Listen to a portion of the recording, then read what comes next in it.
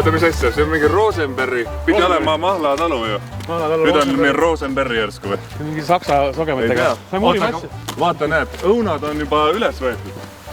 Ilusti kottidesse pandud. Need on seemeks, need on järgmise talve õunad. Väga palju, enamast inimesi ei tea, aga nendes kõrvitsates on 96% õhk. Et tegelikult need ongi õhku täis juurviljad.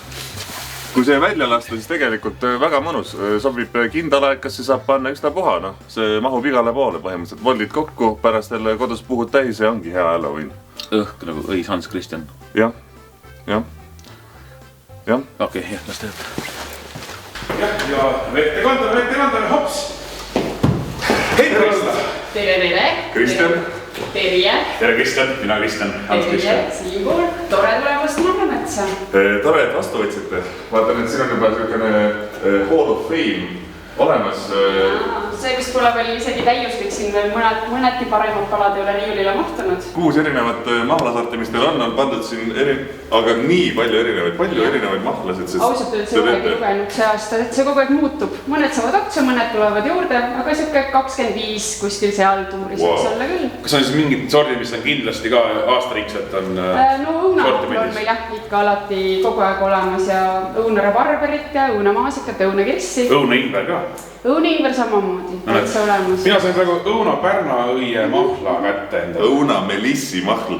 Issand jumal, ma tean, et üldse on olemas nii palju erinevaid mahlasid maailmas, aga tuleb välja, et... Tegelikult saab mahla kõigest teha. Kõigest saab teha. Kõik, mis kasvab ja hambal ei karju, sellest kõigest saab mahla teha. Aga mis siis rahva lemmik mahlad on?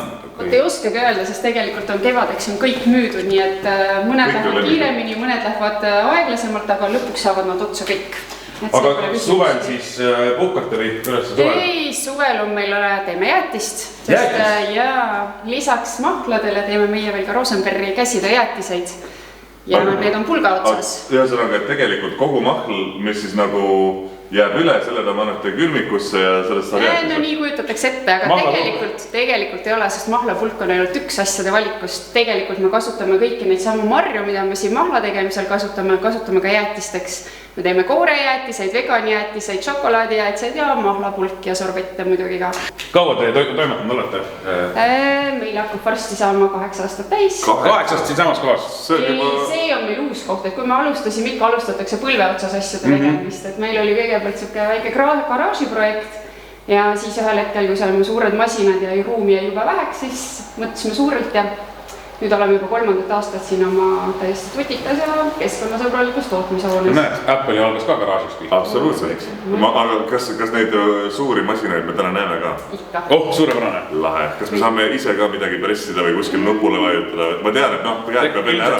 Nupule võib-olla võite vajutada, et elekter on välja lülitatud, aga kuna hetkel tootena midagi ei ole, sest me toodame ainult värsketest viljadest ja õunte hooaeg on just läbi saanud siin novembri lõpuga. Siis ja ühtegi troopilist vilja pole mulle praegu potsetanud siia huvi peale, nii et siis saab lihtsalt vaadata ja nuppe vajutada.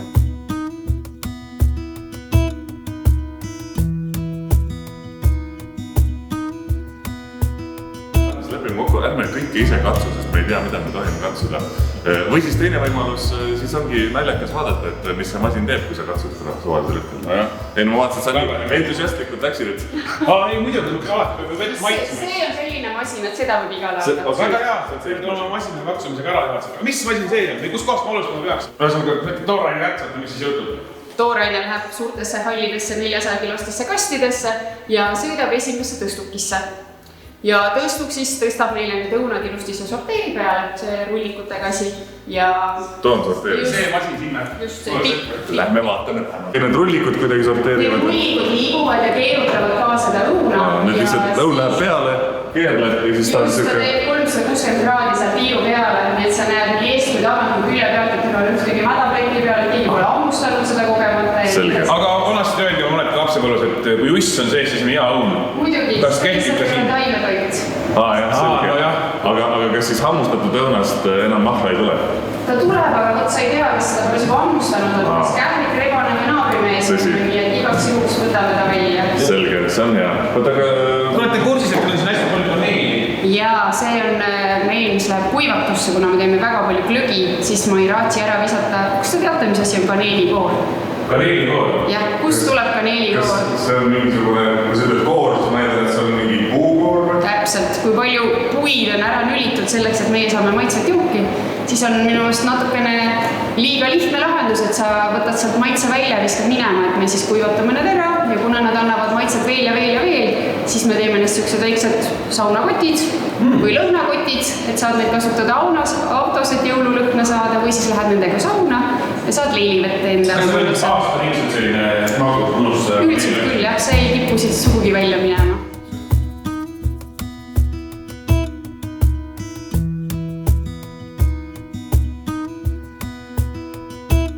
Korraks selle juurde tagasi tulla, sest siit tuleb mass välja. Õunad pestakse ära, masin tõmbab nad niimoodi tigulindiga üles, purustab lintpressi peale ja siis mööda neid siniseid linte siin jookseb see õunapasta, mis siis tuleb ühest otsast jookseb siia poole jookseb välja.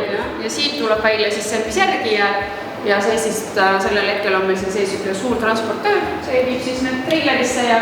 Transportöör on siis inimene, kes teeb? Ei, kahjuks on ta üks ilus suur sinine lint, mis siis viib selle siit otsa treilerisse ja tööpäeva lõpus siis see treiler sõidab lähedas olevasse lehmalauda karjamaasse ja kõik see värske õunapasta läheb söögiks. Õunapasta, see kõlab jälle kuidagi. Mis täna võiks süüa õunapasta?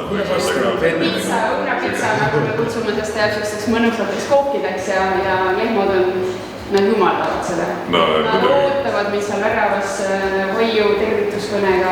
Need te pole mitte ainult inimeste lemmik, vaid ka metsloomade lemmik, kohalike farmiloomade lemmik, no kuule. Ja siin künnides siis teeme valmis segud. Segu? Ja kuna me teeme suuremalt jaolt segumahlasid, siis... Väike tants. Olite ka kus on kaaderts? Mahlatasu. Kus on tennid? Nii, ühesõnaga need on need tennid, jah? Just. Ja õunamahl läheb sinna põhjaks ja sügavkülmast tulevad välja barberimahlad, maasikamahlad, kirsimahlad, piilu. Aga te ei lasegi välja seda mahla, jah? Jätatagi siia sisse praegu. Siis me oleme võib-olla hirmsasti unustanud, aga ma kardan... Ei ole siin miskit, jah. Kraanid on kõik lahti, nii et see kõik piilu oleks meil siin. See on ilus tüüpiselt ees. Jah. Aga ühesõnaga, kas nendel on ka mingisugune tehniline vahe või lihtsalt suuruse vahe? Lihtsalt kerge suuruse vahe, need lihtsalt on mahutid tegelikult, ei midagi rohkemat. See tagumine siis on muidugi, see on väga eriline. See natuke suur. Sellest tuleb kevadel välja limonaad, ehk siis karboniseeritud jook. Nii et see on hetkel surve all, tal on oma jahutussüsteem küljes, et sellega saame mahla sisse mulli panna. Ma kuulsin ära nüüd selle sõna surve all, ühesõnaga seda ei tohi näppi olla, sest muidu see lendab õhku. Sest muidu tuleb surve välja. Aga seest, lähme lähema. Ma vaatan, et sa võid küll surve all olla, aga siin on vähemalt olemas aerud, et juhul, kui sa lendad selle suure nagu lainega siit alla, vähemalt sa aerud ka talle tagasi.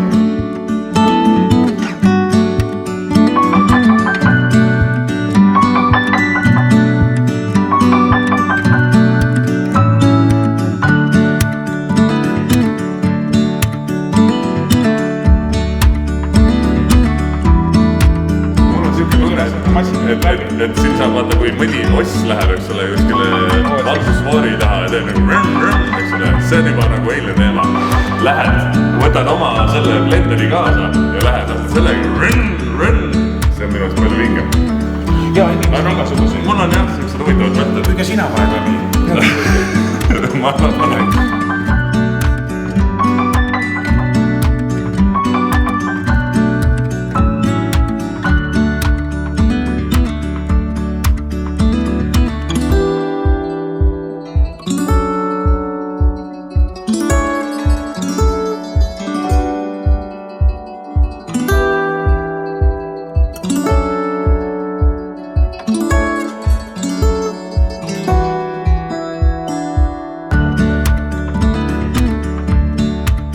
Kuidas see need kõigepealt kohtumine?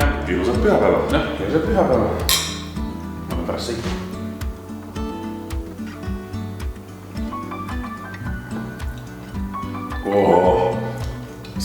Ta nagu mahe maitse ja siis tuleb see ingver, kes teeb nagu tervist, ma tõin siia! Ma tõin siia, et jäädel, mis tuleb! Ja läheb aga see on minu meelest isegi palju nagu meeldivam kogemus, kui sa ostad poest, et vaata ka on mingid shotid, vaata Ingveri. Nad on siuksed agressiivsed. Aga see on siukene sõber, kes annab nagu teada, et Ingver on ka siin, aga samas nagu siuke nagu mingi tegelikult ma olen tore. Siin on või päevaga vaatavad näha, et siin on natukene lüüsi soenguga sarnane inimene peal. Samasugune on nagu lüüsil on praegu see soeng. Mis sa räägid seal? Ei midagi, ei, vaata, Ingver rahvas. Okei. Aga lähme vaatame üles, siis saab mida veel. Miks sa plaksutad? Selles õugust on hea plaksutada. Kõlab hästi. Kaameramees. Ma lähen üles ja hobutalu algab nüüd. Tehmandi tõus. Me lihtsalt lähme keegi. Ja ta tuleb otsapidi alla jälle.